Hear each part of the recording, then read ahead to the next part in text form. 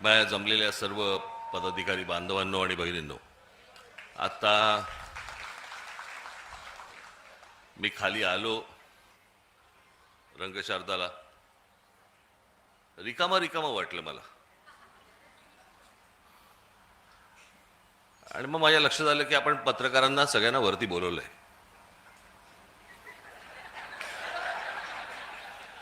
खाली कोणीच नव्हतं.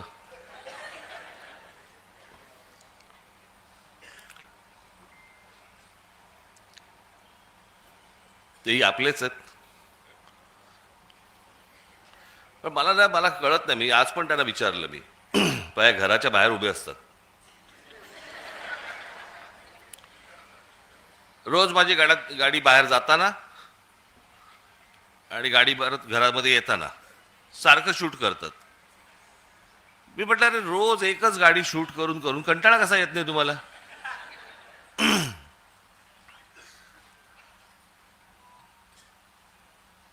बरं, आज आमची तिकडे ती यशवंतराव चव्हाणला आमची बैठक होती. मवियाचे सगळे इतर नेते होते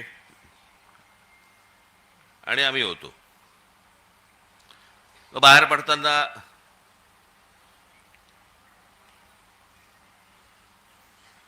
मी आणि उद्धव बाहेर पडलो.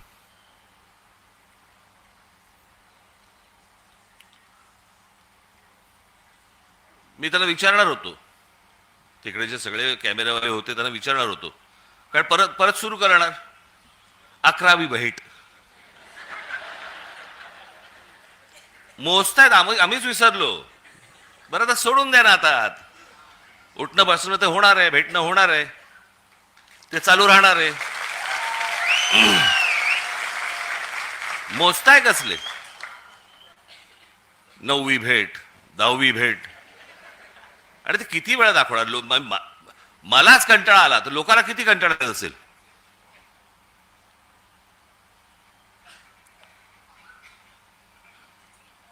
आज मी तुमच्या समोर जो आलोय, आजपर्यंत आपले अनेक कार्यक्रम झाले, अनेक शिबिरं झाली, मेळावे झाले, वर्धापन दिन होतात, काही वेळेला संगीताचे कार्यक्रम असतात, काही वेळेला नाटक आपण ठेवतो, नाटकं ठेवतो, काही वेळेला इतर काही सांस्कृतिक कार्यक्रम असतात. असे विविध कार्यक्रम असतात ना. आज म्हटलं तुम्हाला जरा वेगळं दाखवावं. आज तुमच्यासाठी मी जादूचे प्रयोग आणलेत.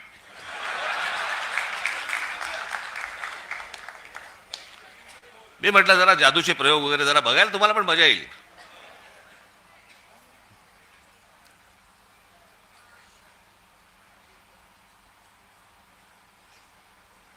आता ज्याच्यासाठी म्हणून संपूर्ण देशभर जी प्रत्येक राजकीय पक्षाच्या मनात आणि प्रत्येक मतदाराच्या मनात जी शंका निर्माण झालेली आहे या देशाच्या निवडणुकांबद्दलची, त्याची एक गोष्ट तर तुम्ही सुरू केलेलीच आहे, दुबार मतदार याद्यांची. हे दुबार, 3 बार, 4 बार सगळं सुरूच आहेत. पण नुसतं तिकडे लक्ष ठेवून फक्त चालणार नाहीये तुम्हाला. जे मी 2017 पासून जे ओरडून ओरडून सांगतोय, त्यावेळेला मी जे बोलत होतो, आज जे बरोबर आहे त्या राजकीय पक्षांनी गांभीर्याने घेतलं नाही. मी त्यावेळेला पण हेच सांगत होतो की मतदार याद्या तर आहेत,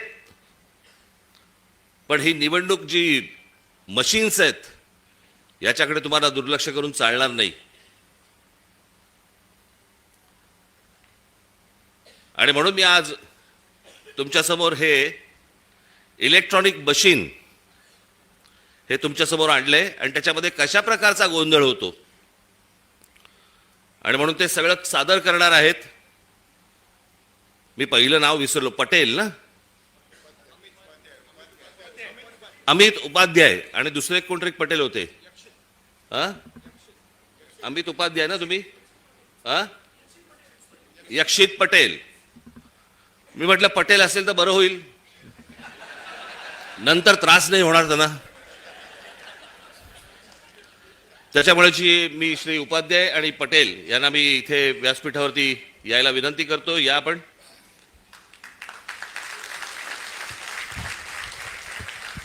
आणि आज संपूर्ण महाराष्ट्राचा सर्व पत्रकार मीडिया इथे आहे.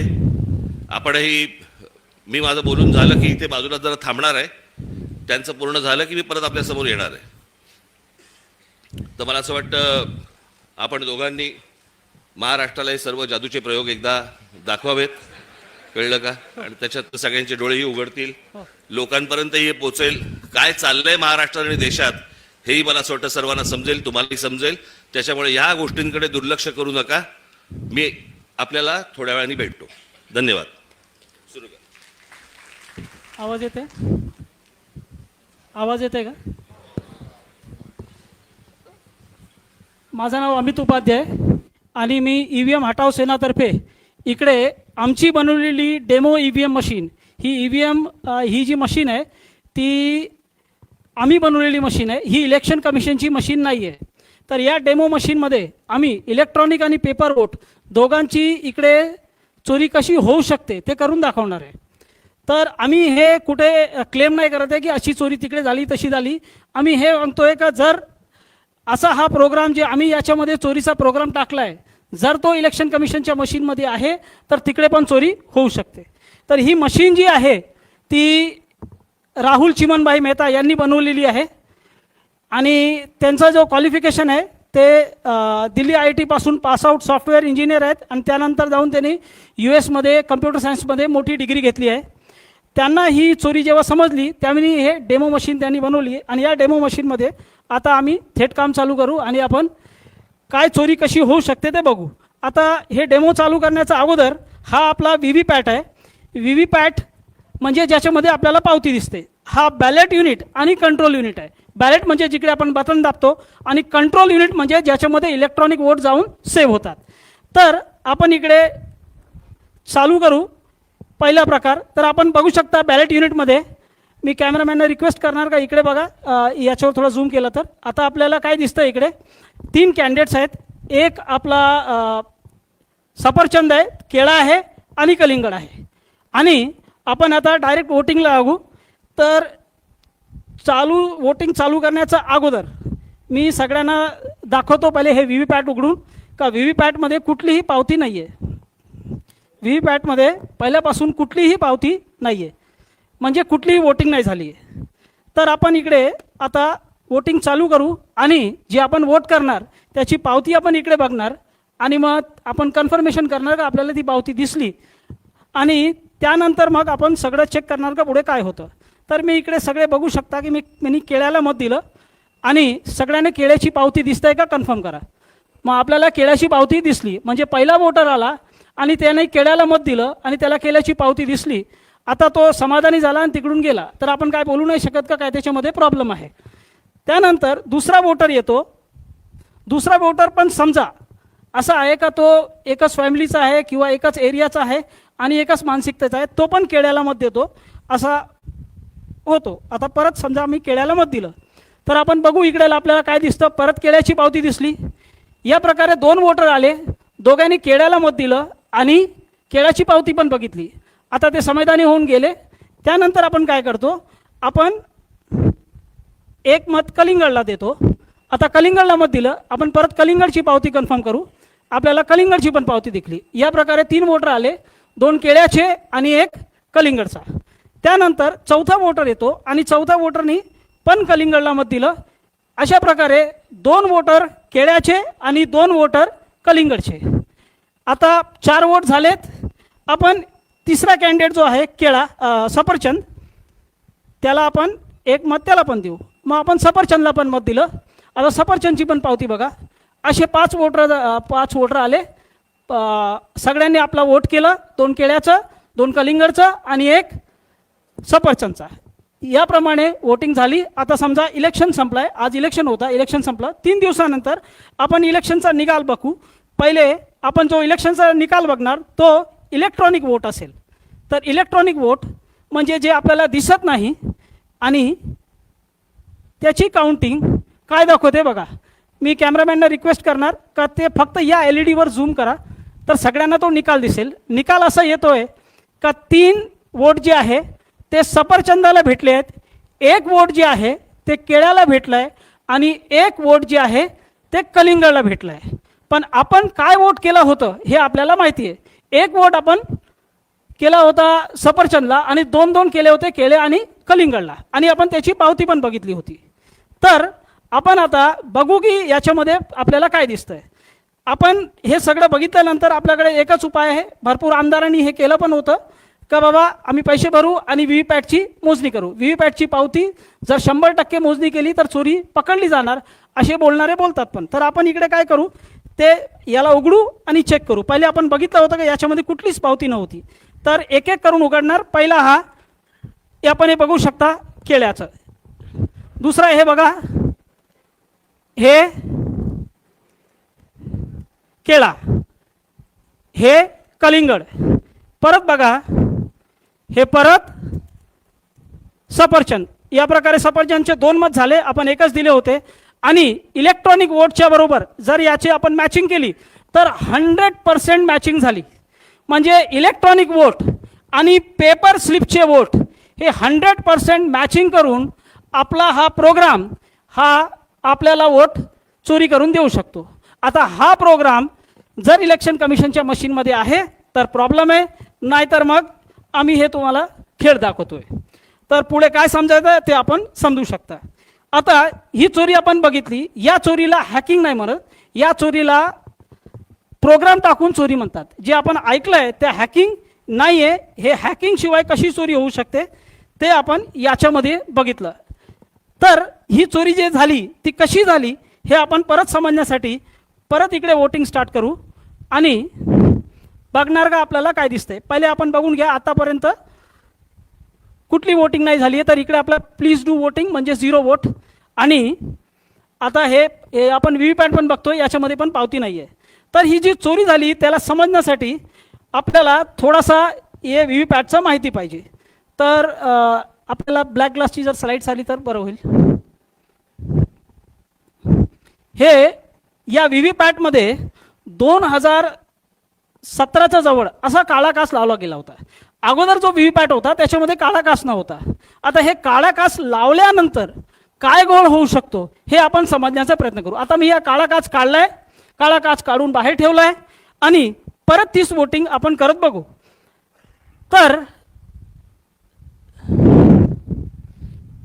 परत मी तशीच वोटिंग करतोय आणि आपण बघू शकता की केळ्याची पावती आली, लाईट पेटली, आपल्याला व्यवस्थित केळ्याची पावती दिसते. जेव्हापर्यंत लाईट आहे ती पावती दिसणार.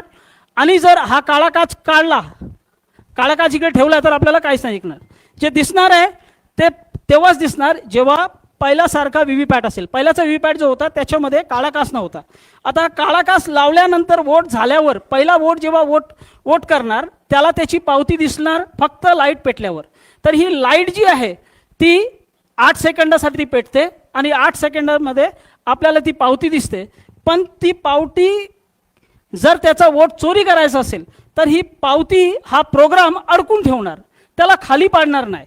आणि दुसरा वोटर जो येणार वोट करायला त्याला ही पावती दिसणार नाही. तर काळ्या काचच्या मागे अशी पावती अडकलेली आहे हे दुसरा वोटरला माहीत नाही पडणार. तो येतो, तो पण केळ्याला वोट देतो आणि आपल्याला इकडे काय दिसतं, दुसऱ्या वोटरसाठी परत इकडे लाईट पेटवली जाईल आणि त्याला पहिल्याची पावती दिसेल. आणि अंधारात काय होतं बघा,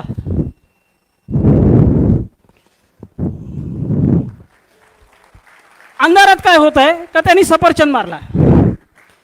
मग हा जो कॉम्बिनेशन आहे चोरीचा त्या कॉम्बिनेशनसाठी हा काळा काच पाहिजे.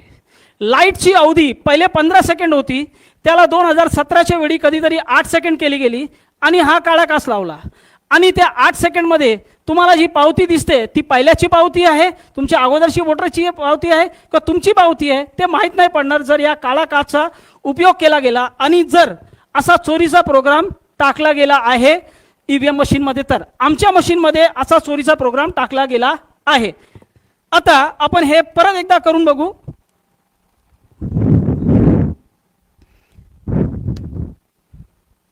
मी आता इकडे कलिंगडला मत देतोय. सगळ्यांनी पावती बघा. कलिंगडची पावती आपल्याला दिसली. लाईट पेटली. जेव्हापर्यंत लाईट पेटत आहे तेव्हापर्यंत दिसणार. एकदा लाईट बंद झाली का आपल्याला काय पावती दिसणार नाही. पण इकडे बघा, प्रोग्रामला मत चोरी करायचं आहे म्हणून त्यांनी काय केलंय, पावती अडकून ठेवली आहे. आता इकडे अडकलेली ही पावती जी आहे ते काळ्या काचच्या मागे दुसरा वोटरला दिसणार नाही. आता दुसरा वोटर येतो आणि समजा त्यांनी कलिंगडला मत केलं. आता कलिंगडला मत केल्यावर काय दिसतंय, त्याला पहिल्याची पावती दिसते. काळ्या काचच्या मागे व्यवस्थित पावती दिसेल. अंधार झाला. एकदा अंधार झाल्यावर बघा तो काय करतो. तर हा काळा काच जो प्रोग्राम आहे तो प्रोग्राम वोट चोरी करणार आणि हा जो काळा काच आहे ती चोरी लपवणार. पहिल्याची जी मशीन होती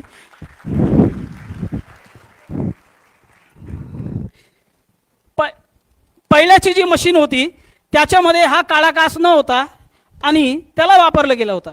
आता आपण जर पाहिजे तर याला मॅचिंग करून बघू शकतो. हे बघा, परत मॅचिंग झाली. दोन आपल्याला सफरचंद भेटले, एक केळा भेटला, एक कलिंगड भेटला आणि एक एक वोट जे आहे तो केळ्याचा आणि कलिंगडचा चोरी होऊन सफरचंदला गेला. आपण 4 वोट केले होते. तर याप्रमाणे हा काळा काच जो आहे तो चोरी लपवू शकतो आणि जर चोरीचा प्रोग्राम आहे तर तो चोरी करू शकतो. आता हा चोरीचा प्रोग्राम मी या मशीनमध्ये टाकलाय. इलेक्शन कमिशनच्या मशीनमध्ये हा प्रोग्राम आहे नाही आहे मला माहीत नाही. सगळ्यांनी आपला गेस करू शकता. तर हा एक प्रकारची चोरी झाली. त्यानंतर जर इलेक्शन कमिशनच्या मशीनमध्ये आपल्याला काळे काचचे पुरावे आहे का नाही हे समजायचं आहे तर आपण हे बघू शकता. हे जून 2017च्या अगोदर या बाजूचा आपण बघू शकता. हा जो काच आहे तो ट्रान्सपरंट आहे, पारदर्शक आहे. त्याच्यामध्ये 15 सेकंडसाठी लाईट नाही पेटली जरी किंवा 8 सेकंड जरी लाईट नाही पेटली तर पावती येताना, थांबताना, पडताना सगळं व्यवस्थित दिसणार. पण हा काच जो आहे त्या काचाचा मागे जेव्हा लाईट असेल तेव्हाच दिसणार आणि लाईट किती पेटायची, किती वेळ पेटवायची आहे ते डिपेंड करणार प्रोग्रामवर. मग प्रोग्राम जर याला 8 सेकंडसाठी पेटवणार तर मग या प्रकारे चोरी होऊ शकते. तर आता आपण अजून जे थोडेसे पटापट पुरावे बघून घेऊ. तर हे एक व्हिडिओ आहे. ओरिजिनल ईव्हीएम मशीनमध्ये वोटिंग झाली होती. आता आपण बघा, हे आपल्याला इकडे झालं. हे बटन दाबली, इकडे पावती येताना, थांबताना, पडताना काहीच नाही दिसते, फक्त लाईट पेटली. आता ही या माणसाच्या वोटची पावती आहे का याच्या अगोदर कोणी वोट देऊन गेलाय ते माहीत नाही पडणार. मग आपल्याला व्यवस्थित हे 7-8 सेकंडमध्ये कळतं. हा आता हे सोलापूर विधानसभामध्ये उघड पडलेली एक व्हीव्हीपॅट मशीन होती. तर वरती आपण बघू शकता एक पारदर्शक काच आहे. 2 काच असतात, एक पारदर्शक काच आणि खाली आपल्याला काळा काच दिसतंय. म्हणजे इलेक्शन कमिशनच्या मशीनमध्ये असा काळा काच आहे. जर त्याच्यामध्ये हा प्रोग्राम पण आहे तर काय होऊ शकतो आपण समजू शकता. त्यानंतर आपण इकडे बघू शकता की हे 2024 लोकसभाच्या अगोदर अशी ईव्हीएम मशीन मणिपूरमध्ये फोडली गेली होती. तर त्याच्यामध्ये आपल्याला दिसतंय का हा जो व्हीव्हीपॅटचा भाग आहे त्याच्यामध्ये काळा काच स्पष्ट दिसतोय. म्हणजे इलेक्शन कमिशनच्या मशीनमध्ये जो व्हीव्हीपॅट आहे त्याच्यामध्ये हा काळा काच आहे. आणि हा काळा काच का ठेवला गेला आहे ते इलेक्शन कमिशनचं असं म्हणणं आहे का जो भाग आहे ज्याच्यामध्ये आपण जाऊन वोटिंग करतो तो कंपार्टमेंटचा भाग, त्याच्यामध्ये जाऊन कोणी असं पीप करून 8 सेकंडसाठी असं बघितलं तर त्याला दिसलं नाही पाहिजे की काय पावती आली, तुमचा वोट नाही मत पडला पाहिजे. आता हे किती लॉजिकल आहे हे आपल्याला सगळ्यांनी त्याचा विचार करावा. Now we can go to demo 2. आता एक प्रकारे अजून चोरी होऊ शकते. समजा काळा काच याच्यामध्ये नाही, आता मी काळा काच काढून ठेवलाय. आता आपण दुसऱ्या प्रकारे इकडे चोरी करून बघू. आपण मॉल वगैरे मध्ये जातो, तिकडे मॉलमध्ये गेल्यावर जर आपण तिकडे जे नल वगैरे असतात त्याच्याखाली हात टाकलं का आपोआप तिकडे पाणी पडतो. आता त्याच्यामध्ये लाईट सेन्सर लागले, जसं आपण हात टाकतो, हात टाकल्यावर आपोआप पाणी पडतो. कारण तिकडे जे लाईटचं मात्रा आहे जे त्याच्यावर पडते ती कमी होते. लाईटची तीव्रता कमी झाल्यावर व्यवस्थित पाणी जो आहे तो आपोआप पडू लागतो, कारण त्याच्यामध्ये लाईट सेन्सर, जसंच आपण हात काढतो आपोआप पाणी बंद होतो. आता तो लाईट सेन्सर इलेक्शन कमिशनच्या मशीनमध्ये पण लागला. याचे पुरावे आपण पुढे बघू. पण त्याने कशी चोरी होऊ शकते हे मी इकडे करून दाखवण्याचा प्रयत्न करतो. तर आता इकडे समजा पहिला एक वोटर जो आहे तो येतो आणि इकडे उभा राहतो. तर हा वोटर आहे. याला वोटर समजा, आणि तो इकडे उभा राहून पहिला वोट करतो, आणि आपण बघा इकडे आपण वोट करू, केळ्याला वोट करू, काळा कास नाही आहे तरी कशी चोरी होऊ शकते? केळ्याला मत केलं आणि व्यवस्थित केळ्याची पावती आली, कारण वोटर तिकडे उभा आहे आपली पावती बघण्यासाठी. हा इकडे आम्ही इकडे लाईट सेन्सर लावला आहे, त्या लाईट सेन्सरच्या समोर इकडे हा वोटर म्हणून उभा होता. तर जर इलेक्शन कमिशनच्या मशीनमध्ये असा प्रोग्राम आहे का 4 सेकंडच्या आत वोटर तिकडून निघून जातोय, म्हणजे वोटर तिकडे आला, बटन दाबतो, त्याच वेळी व्हीव्हीपॅट तिकडे मोजणी करतो का लाईट किती आहे, आणि 4 सेकंडचा आत जर प्रोग्रामिंग 4 सेकंडची आहे तर 4 सेकंडचा आत वोटर जर तिकडून निघून जातो तर तिकडे त्याला बघण्यासाठी कोणी नाही आहे. इलेक्ट्रॉनिक आणि पेपर वोट दोघं तिकडे चोरी होतील. आता तसा वोटर आता इकडे काय केलाय, तो निघून गेलाय. वोटर मी इकडे बाजूला ठेवलाय, सेन्सरच्या समोर कोणीच नाहीये, बटन दाबल्यानंतर वोटर तिकडे थांबत नाहीये, आणि काय होते ते बघू. तर मी परत केळ्याला मत देतोय.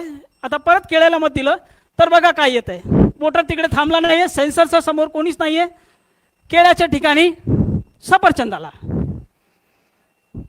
हे कसं काय झालं? कारण याच्यामध्ये अशी प्रोग्रामिंग आहे का वोटर जर तिकडे थांबत नाहीये, 4 सेकंडचा अगोदर निघून गेला, त्याच्या अगोदर मी पावती काढणार नाही. वोटर जर निघून जातोय, आपल्याला बघणारा कोणीच नाहीये, लाईट सेन्सरला व्यवस्थित माहीत पडतंय, वोटर तो काय करतो, इलेक्ट्रॉनिक आणि पेपर वोट दोघं चोरून घेतो. आपण 10 सेकंदामध्ये हे एक परत प्रयत्न करू कलिंगडवर, कारण आम्ही हे सगळं वोट चोरी करून सफरचंदला देणार आहोत. तर मी परत वोटरला उभा करतोय, वोटर इकडे उभा झाला, परत मी कलिंगडला मत दिलं. आता कलिंगडला मत दिल्यावर काय येते बघू, व्यवस्थित कलिंगड आला, कारण वोटर इकडे उभा आहे. आता कलिंगड इकडून, आता वोटर इकडून गेला, वोटर गेला, आपण परत कलिंगडला मत देऊ.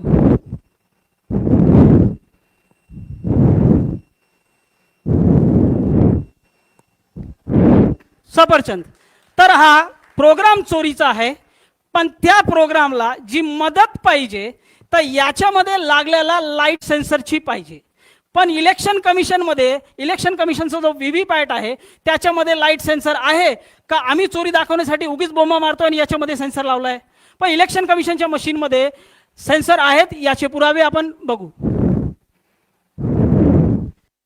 हे इलेक्शन कमिशनचा स्वतःचा मॅन्युअल आहे, त्यांनी आपल्या हातातून लिहिलेला मॅन्युअल आहे. त्याच्यामध्ये हे जे रेड मार्क केलं, रेड बॉक्स बनवले, त्या रेड बॉक्समध्ये असं लिहिलं आहे का ट्रेनिंग देताना जे प्रशिक्षण घ्यायला येतात इलेक्शनच्या अगोदर सरकारी कर्मचारी, त्याशिवाय जे वोटर्स आहेत त्यांची पण ट्रेनिंग होते. हे सगळे करताना हा जो बॉक्स आहे, ही जो व्हीव्हीपॅट आहे त्याच्यावर लक्ष द्यायचं आहे का त्याच्यावर डायरेक्ट हॅलोजन लाईट किंवा सूर्याचा प्रकाश नाही पडला पाहिजे. जर तसा लाईट त्याच्यामध्ये पडला तर हा एरर मोडमध्ये जाऊन बंद होईल, असं याच्यामध्ये स्पष्ट लिहिलं आहे. तर एक निर्जीव वस्तूला कसं माहीत पडणार का बाबा माझ्यावर लाईट पडते? आपल्याला आपण जे आहेत आपल्याला माहीत पडू शकतो, आपण सजीव आहे, पण तो निर्जीव आहे. तर त्याच्यामध्ये लाईट सेन्सर लागला आहे, तेव्हाच त्याला माहीत पडणार का त्याच्यावर लाईट पडते, आणि त्याप्रमाणेच तो आपोआप एरर मोडमध्ये जाऊन बंद होईल, तो लाईटला घाबरतो. आता आपण अजून थोडेसे पुरावे बघू. हा इलेक्शन कमिशनचा जो मॅन्युअल होता त्याचे पुरावे घेतले.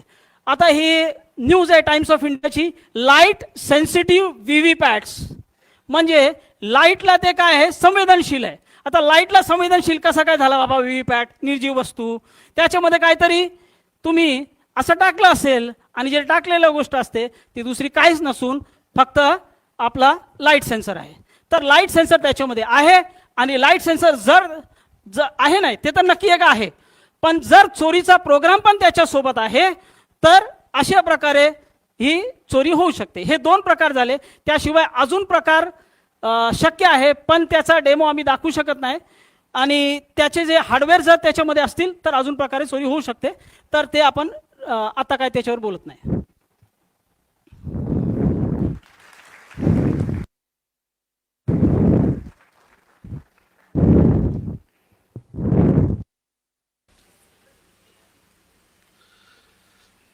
पाहिलं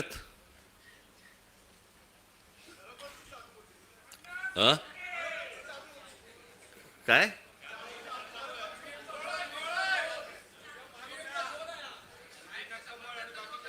म्हणून तुम्ही जर लक्ष नाही दिलं ना तर हातात केळच येणार.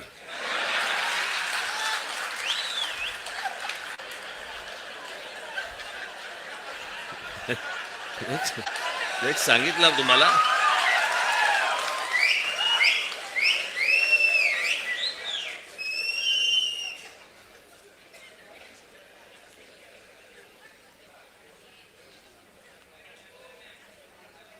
हे आपण गेले अनेक वर्ष आपण ही ओरडून ओरडून सांगतोय. मी मागे पण आता आपलं ज्याला शिबिर झालं त्यावेळेला पण मी म्हटलं, लोक आपल्याला सांगतायत की राज ठाकरेंच्या सभांना गर्दी होते पण मतांमध्ये ते येत नाही. कारण हे जे गेल्या 10-12 वर्षात जे सुरू झालंय, लोक आपल्याला मतदान करतायत,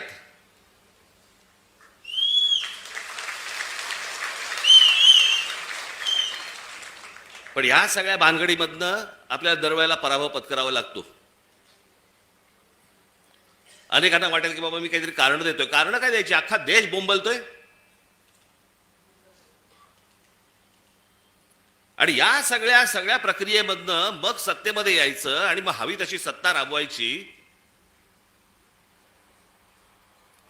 बरं, आपण काय सांगतो आहोत त्यांना? आपण त्यांना सांगतो आहोत मतदार याद्या स्वच्छ करा. 5 वर्ष निवडणुका झालेल्या नाही आहेत या महाराष्ट्रामध्ये स्थानिक स्वराज्य संस्थांच्या. मतदार याद्या स्वच्छ करा. अजून 1 वर्ष लागलं तरी चालेल. 1 वर्षाने निवडणुका घ्या, काय फरक पडतो? आणि उद्या मतदार याद्या ज्यावेळेला स्वच्छ होतील त्यावेळेला ज्याचा विजय होईल, ज्याचा पराभव होईल, आम्हाला मान्य आहे. उद्या आज जे सत्तेवरती आहेत त्यांचा जर समजा विजय झाला, मतदार याद्या पूर्ण पारदर्शक झाल्यानंतर, आम्हाला मान्य आहे. पण ह्या सगळ्या गोष्टी सगळ्या लपवायच्या आणि लपवून लपवून लपवून लपवून त्याच्यातनं निवडणुका घ्यायच्या. मॅच तर फिक्स आहे. भाई, ज्या वेळेला मॅच फिक्सिंग आपल्या क्रिकेटमध्ये ज्या वेळेला झालं त्यावेळेला अझरुद्दीन पासून सगळ्या लोकांना त्यावेळेला काढून टाकलं होतं. जडेजापासून काढलं होतं ना. इथे कोणालाच काढत नाहीत.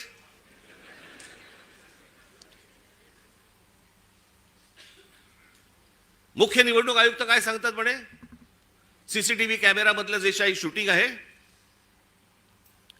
ते म्हणे प्रायव्हेट आहे. प्रायव्हेट काय काय काय तरी शब्द वापरला हा. त्याची प्रायव्हसी. प्रायव्हसी कसली आली? एखादा माणूस मतदान कुठे करतोय, मत कुठे देतोय, ही प्रायव्हसी असू शकते. मतदार कसा प्रायव्हसी त्याची असेल जपायची? आम्हाला माहिती आहे की मतदार कोण आहे ते. जे पटत नाहीत, जे पचत नाहीत असे कोणते तरी उत्तर द्यायची आणि त्या सगळ्या भानगडीमध्ये या सगळ्या निवडणुका घ्यायच्या आणि मग सत्तेमध्ये आल्यानंतर वेडवाकडं कसंही वागायचं. जे मी त्या दिवशी तुम्हाला सांगितलं तसं या सगळ्या राज्यांवरती, ह्या सगळ्या शहरांवरती त्यांचा सगळ्यांचा डोळा आहे. बाकीचे सगळे तर गेलेच आहेत घरंगळत. आजची बातमी, आजची किती आपण आपला सगळा स्वाभिमान किती घाण टाकायचा, याला काही मर्यादा? ते कुठे आणले पेपर आहेत ते?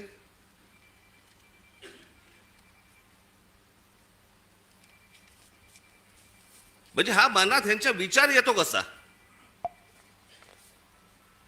ही आजची टाइम्स ऑफ इंडियाची बातमी आहे, इंडियन एक्सप्रेसची बातमी आहे आणि मला असं वाटतं ती कुठचं दुसरा वर्तमानपत्र, दिव्य मराठी. बाकीच्या वर्तमानपत्रामध्ये मी शोधत होतो पण त्याचा GR देखील आलाय आणि हे एकनाथ शिंदेचं खातं. काय करतायत हे जर ऐकाल ना, नाही तुमची तळपायाची आग मस्तकात गेली तर सांगा मला. नरेंद्र मोदींच्या 75व्या वाढदिवसानिमित्त टुरिझम डिपार्टमेंट महाराष्ट्रामध्ये काही टुरिझमचे स्पॉट काढतायत आणि त्याची केंद्र काय, त्याचं नाव काय दिलंय, नमो केंद्र, नमो टुरिझम सेंटर्स.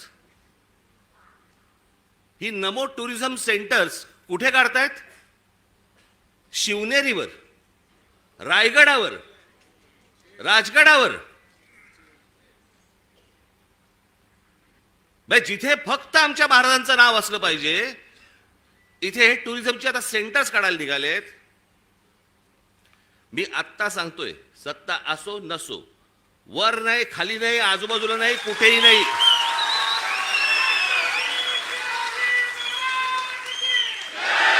उभं केलं की फोडून टाकणार.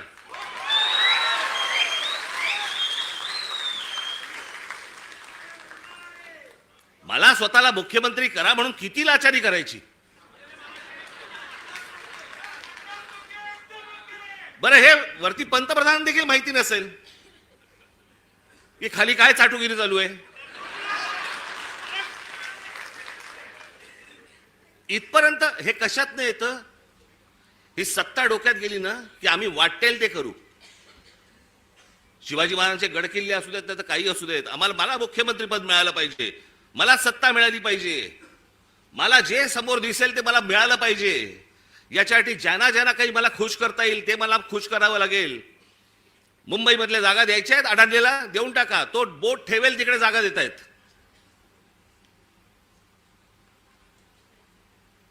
हे सगळं येतं सत्तेतून, सत्ता येते याच्यातून. म्हणून तुम्हाला बारीक लक्ष ठेवायला लागणार आहे.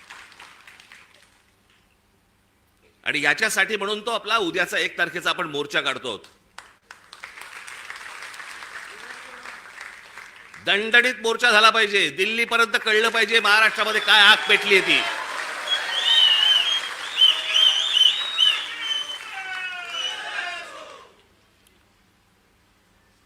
शिवाजी पार्क सारखी ती परिस्थिती नाहीये तिकडची. त्याच्यामुळे तिकडे बसेस किती तिकडे जाऊ शकतात वगैरे मला माहिती नाहीये. पण तुम्हाला, माझ्या खास करून माझ्या महाराष्ट्र सैनिकांना, मी आज हे आमचे चॅनलचे सगळे बांधव भगिनी आले, त्यांच्या मार्फत मी माझ्या सर्व महाराष्ट्रातल्या सर्व मतदारांना, माझ्या महाराष्ट्र सैनिकांना, सर्वांना मी सांगतोय की या मोर्चात सामील व्हा. महाराष्ट्रामध्ये काय प्रकारचा राग आहे हा या मोर्चामध्ये तुम्ही दाखवा. तो व्यक्त करण्यासाठी म्हणून तुम्हाला तिकडे यावं लागेल, सर्वांना यावं लागेल. आज नोकरी होती, बॉसने नाही सांगितलं, बॉसला मारा.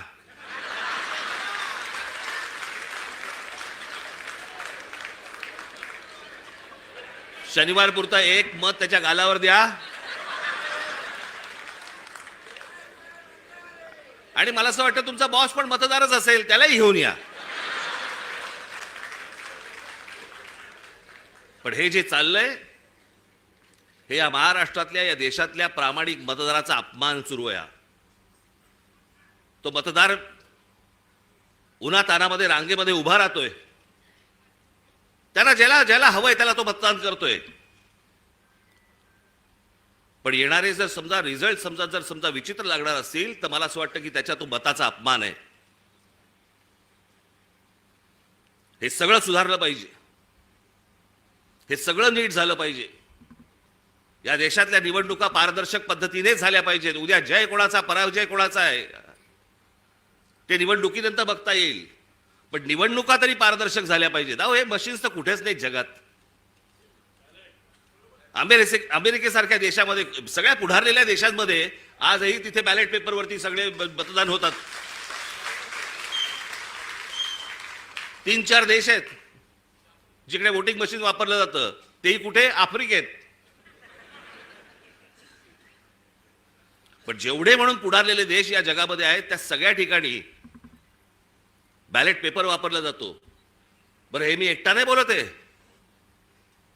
हे पंतप्रधान नरेंद्र मोदी देखील बोललेत. त्यांचाही एक व्हिडिओ माझ्याकडे आहे, माझ्याकडे खूप आहेत.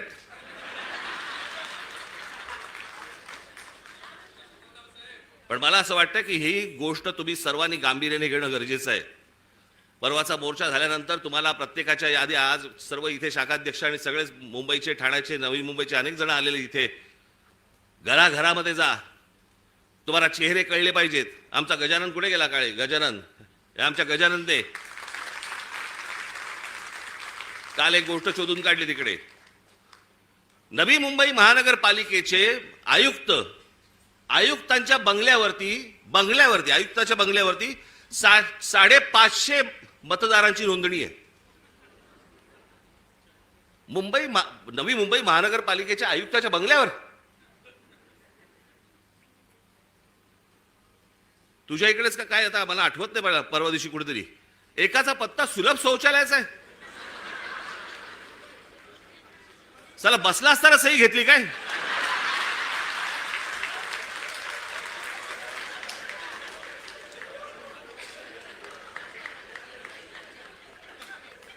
काहीही सुरू आहे. आणि मला असं वाटतं हा काही पोरखेळ नाहीये. हा तुमच्या आमच्या सर्वांच्या आयुष्यातली प्रत्येकाची 5-5 वर्ष जात आहेत. मी नेहमी सांगत आलो, माझा पुनर्जन्मावरती विश्वास नाहीये. या जन्मामध्ये ज्या काही गोष्टी आहेत तुमच्या, या महाराष्ट्राचं भलं झालं पाहिजे, या महाराष्ट्राचं काही चांगलं झालं पाहिजे, याच्यासाठी म्हणून मी स्वप्न पाहतोय, तुम्ही स्वप्न पाहतात. आणि त्या स्वप्नांची जर राख रांगोळी जर समजा ही मशीन्स करणार असतील, काय उपयोग आहे निवडणुकांना? आणि म्हणून मला तुम्हाला फक्त सांगायचं आहे की परवाच्या मोर्चाला दणदणीतपणे तुम्ही याच, पण त्याच्यानंतर घराघरामध्ये जाऊन तुम्हाला चेहरे कळले पाहिजेत, कोण मतदार आहेत, कोण उतरतायत, कोण जात आहेत. हे प्रत्येक ठिकाणी जे सगळे दुबार बिबार भरलेत, हे सगळे नष्ट केले पाहिजेत. आणि अत्यंत चांगल्या पद्धतीने या महाराष्ट्रामध्ये निवडणुका झाल्या पाहिजेत. बाकीच्या ज्या काही कायदेशीर ज्या काही गोष्टी करायच्या आहेत त्या चालू आहेत, ते करणं सुरूच आहे. तुम्हाला 1 तारखेला अनेक गोष्टी समजतीलच काय काय पुढे सुरू आहे ते. आणि टप्प्याटप्प्याने आपल्याला पुढे जायला लागेल. ही एक खूप मोठी लढाई आहे. ही आपल्याला सर्वांना एकत्र लढावी लागेल, महाराष्ट्राला लढावी लागेल. प्रत्येक वेळेला महाराष्ट्रानेच पहिलं पाऊल पुढे टाकलेलं आहे. यावेळेला देखील पहिलं पाऊल महाराष्ट्रच टाकेल. आणि म्हणून तुम्ही सर्वजण मोठ्या संख्येने येत्या 1 तारखेला आपण दणदणीत पद्धतीने सर्वजण तिथे हजर राहाल अशी एक आशा अपेक्षा बाळगतो. मग अशी म्हटल्याप्रमाणे तिकडे बसेस बिसेस सगळं किती होऊ शकणार आहे मला माहिती नाहीये, कारण शक्य नाही होणार. त्याच्यामुळे मी स्वतः लोकलने येणार आहे.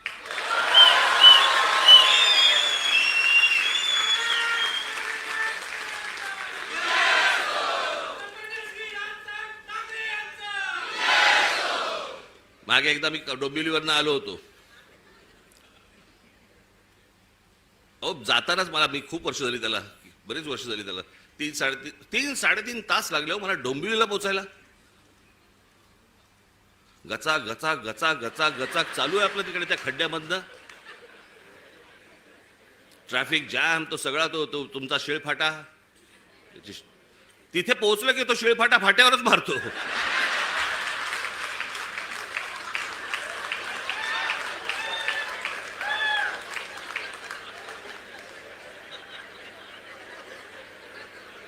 मग मी तिथनं येताना विचार केला, म्हटलं नाही आपण जरा ट्रेनने जाऊ आता परत. बाबा माझी काय परत आता तयारी इच्छा नाही. म्हटलं गेलो तिकडे. मग आमचे हे सगळे पत्रकार बांधव, एक गर्दी तिकडे. बरं तोपर्यंत त्यांना माहित नव्हतं मी रेल्वेने प्रवास ह्याच्या अगोदर केलाय तो. मी जवळपास 2 वर्ष मी जे स्कूल ऑफ आर्टला जाताना मी हार्बरने जायचो. त्याच्यामुळे डबे कुठचे येतात वगैरे मला नीट माहिती होतं.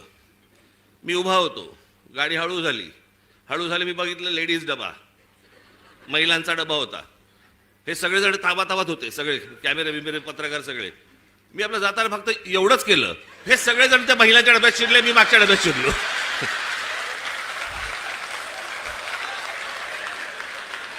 मी काहीच नाही केलं, मी फक्त एवढंच केलं ना. हे सगळेजण त्या डब्यामध्ये शिरले, मी पुढच्या डब्यामध्ये. आणि मग ते जाळ्या होत्या, जाळ्यांमधनं शूट करत बसले मला सगळे.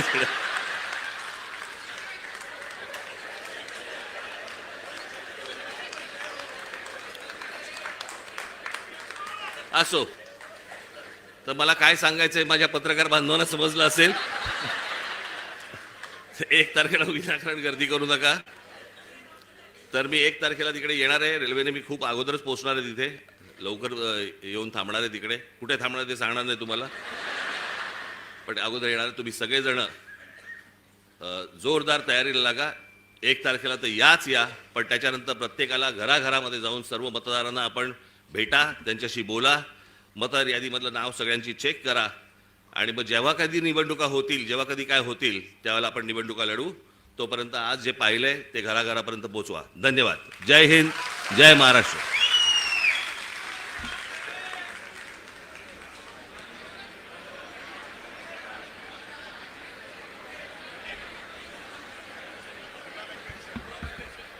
एक महत्त्वाची सूचना आहे.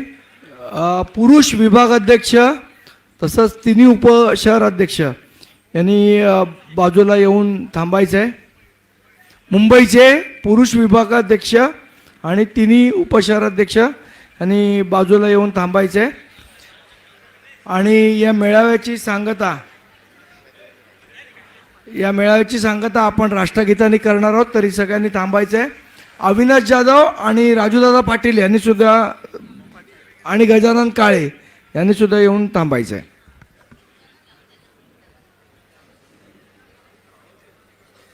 जनगण मन अधिनायक जय हे भारत भाग्य विधाता. पंजाब सिंध गुजरात मराठा ग्रामीण उत्कल बंग. इंद हिमाचल यमुना गंगा उच्चल जलधि तरंग.